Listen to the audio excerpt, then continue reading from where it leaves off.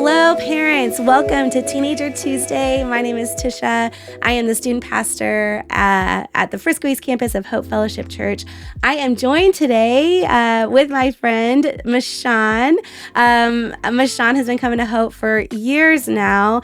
Such a good friend of Hope Fellowship. Michon, tell us just a little bit about you. So my name's Michon Barnes. Been here in the Frisco area for about 4 years. Been going to Hope for about 3.5 years. Absolutely love it. We have, my husband and I have 6 kids. Age range from 16 all the way down to 5. So Awesome. we've got a little kindergartner, we've got a junior in high school, and everything in between. Yeah. So originally from East Lansing, Michigan, Awesome. and lived in Atlanta for 20 years, and happy to be here in Frisco. That's awesome. Well, we are talking today about hot topics and just navigating racial conversations with our kids and our homes, with our families. And you help lead our unity ministry here at Hope Fellowship. And so we thought it would be so awesome to have you on. And so we're so thankful that you're here. Yeah, thanks for inviting me. So I'm just going to ask you a couple of questions. Sure. I am a pastor at Hope Fellowship, but I also have 3 teenagers at home.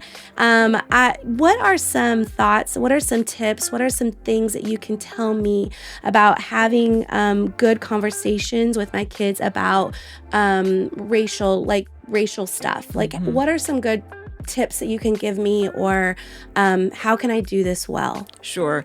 So I think just being open and honest and being aware of even like what's going on in our country. Like there's just clearly different racial events that happen, unfortunately, like monthly at this point. Yeah.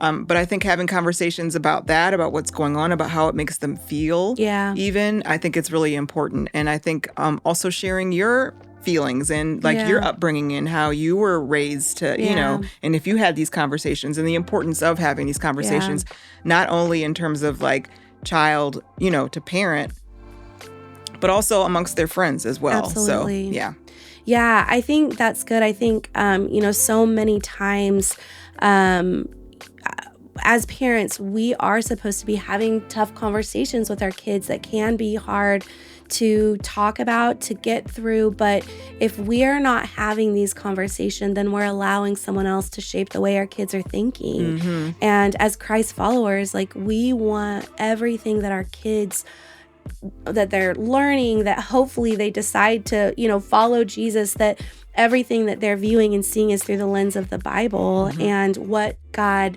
believes and what he says about all people. Absolutely. Right? And so if we're not having these conversations, someone's having them or not, and they're just learning from whatever they're seeing around them, which isn't always a good thing. So, and I also think that, as I said, I've got, kids of all ages. It's important to start these conversations when the kids are young. Yeah. And of course, age appropriate, but don't wait until they're a teenager to be like, oh yeah, by the way, let's have these discussions, right? It's almost too late when they're that age. Not that it's, if you haven't had this conversation yet, you should have your conversation with a teenager. Sure. But it's good to start when they're young and to begin navigating all of these racial conversations that should be had in the home. So, What are some ways that parents can talk to their kids about supporting people of color in their world, in their schools, at their jobs, wherever they are? Like, what are some things that I can talk to my kids about that really offer support to the people of color in that community? Yeah, so I would say for sure, like, obviously for older kids or like middle school on up, well, really, I mean, any age that if they, and this is just about being kind, right? Yeah. Like if you see someone being unkind to someone and they, more specifically as our conversation is talking about race, but really anything, but if you see somebody being unkind or saying some unkind words to someone about the way that they look or their name is different and things of that sort, like make sure like you stand up for them or you tell you you compliment your friend on the different things the differences that you see. Absolutely, because there's a lot of cultural differences, especially in our area. Absolutely, and we need to take this opportunity. It's a blessing to have a diverse area. That's one of the things I love about even the school that my kids go to is that it is so diverse. Yeah. And not everybody's the same color. And I love that because I feel like that is broadening their worldview and it's making them appreciate the beauty that the world is and has, and it's not keeping them one-minded, you know? Yeah. So even my 7-year-old, like last year, she'd come home and she's, talking about the Chinese New Year. Yeah. Talking about, cool. The different cultural, some of the things that her friends were celebrating. Yeah. So, I mean, she taught me some things. I'm like, oh, okay, that's cool. Yeah. Yeah. So, I mean, even learn from them. If they come, if your kids come home and they're saying, oh, my friend, this, that, and the third, or I learned this, take that as an opportunity, like, oh, let's go look into this more. Let's go do some, hop onto Google or what have you and see, if there's even more that you can learn or you can talk about as a family. Yeah. So, I love that.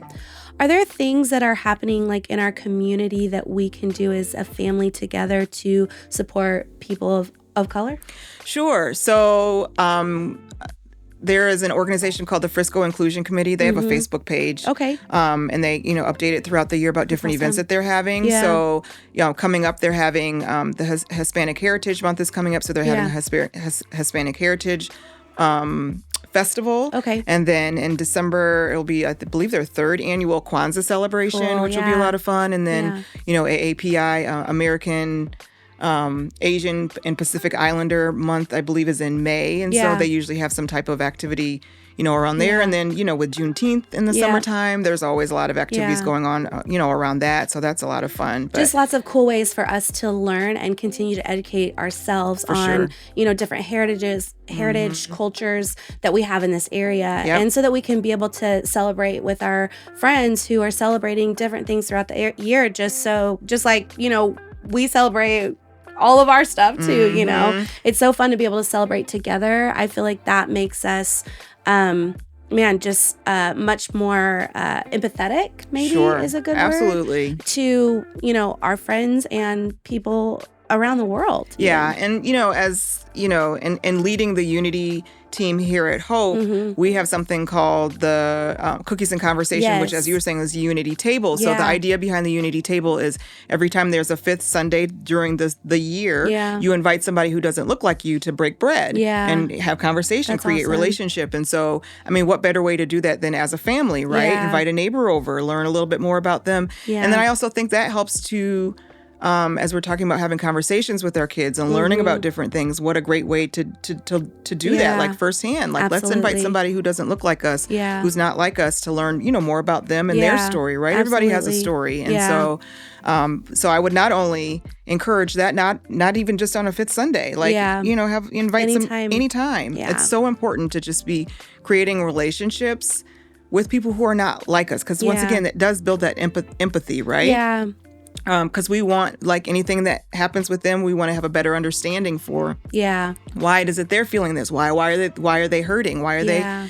I would not only encourage people to do that on their own, to have a Unity Table at their home or meet at a park or something like that, but also come to our Cookies and Conversations events that we have. Is that a family-friendly event? Absolutely. Yeah. So, I will say it's really for maybe teens and adults. Okay. I wouldn't necessarily say for children. Maybe one day we can incorporate that. Right. That would be fun. Yeah. For right now. So our next event will be at the end of October. Okay.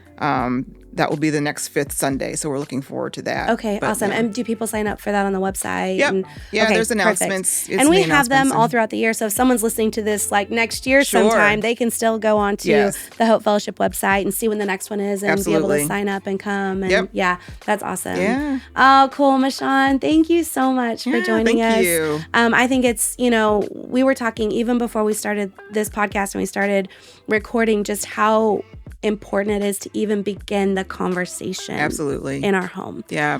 I think that sometimes people, feel like they don't need to have the conversation that, hey, we do live in a diverse area here in North Texas, but that doesn't mean that we shouldn't begin the conversations in our home so that we can help teach our kids exactly like what the Bible is saying about, all of us being people and human beings, and we live this beautiful life together, and how much just more full our life will be when we do that. Yeah, and I think that there are some who believe that having discussions about race furthers the divide that we have in our country, but I totally disagree with that. I think that, it helps us to grow as people. Yeah. I mean, I agree with trying that. to push things under the rug, and, it's just important that we are educated, and, we can take that as something that we can do for ourselves and for our family. So, yeah.